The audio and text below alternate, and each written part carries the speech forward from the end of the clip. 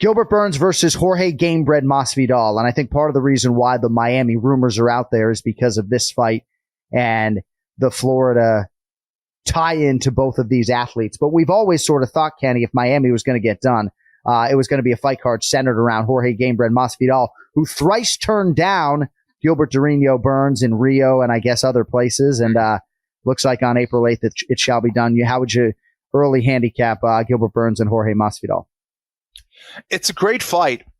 I don't know what Jorge Masvidal is going to show up. I almost like the fact that we haven't seen him in a little while. I think it's going to allow him, hopefully, to get that fire back. I hope that he's been training throughout this process. It's almost good because of his crazy amount of experience that he had a little break from the fight game. Obviously had some issues outside the cage and everything. Hopefully all that is resolved and that's, off of his shoulders, because this is a huge challenge in Gilbert Burns, who has continued to improve, is continuing to gain momentum and confidence with each and every fight. And this is a tough one. I think Jorge Masvidal at his best would still have a very tough fight against Gilbert Burns. So curious to see how fresh Masvidal is in this one. I think it becomes a less complicated fight if he's able to thwart the takedown attempts of Gilbert Burns and keep it on the feet. He's still not safe there, but I think that's where Masvidal is going to be most comfortable, obviously. And if he can hit those counter shots and frustrate Gilbert Burns, then the fight can be his. But Gilbert continues to evolve, continues to get more dangerous.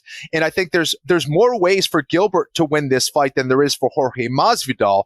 But Masvidal certainly can rely on a ton of experience. I think that's a phenomenal fight.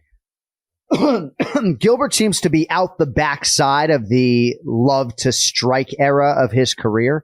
And that's somewhat of a generalization because a lot of it's going to be matchup dependent. You're fighting Neil Magny. You're going to methodically take him down and try to get him out of there. But I think some people don't realize, because Gilbert Burns is a former lightweight and because he got knocked out by Dan Hooker, right?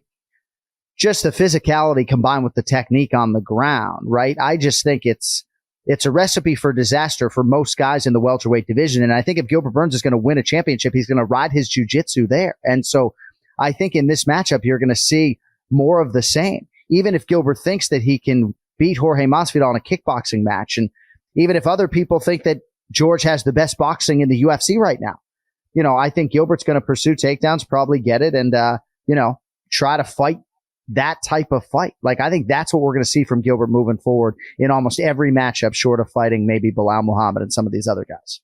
I would think so, and I think that's the smartest approach against someone like a Jorge Masvidal. However, it's not going to be easy there either. Jorge Masvidal took on Damian Maia. Even the great Maia was able to take his back and wasn't able to finish there. Masvidal has gone against guys like Kamaru Usman, who is, obviously one of the best takedown experts in the game. Had to deal with that. So I think he's going to be, smarter in that regard, just based on all of his experience, but still a very tall task. Gilbert Burns is riding really high, like I said, and has some really tricky submissions, man. So I think it's a great fight, and can't wait to see who wins that one. Gamebred, very hard to submit historically, and in theory, he will be very healthy, very motivated. And if it's a Miami backdrop, I mean, that's just going to be insane if Masvidal's walking out with the whiteout in Miami. I mean, even for a Celtics fan, I can get behind that.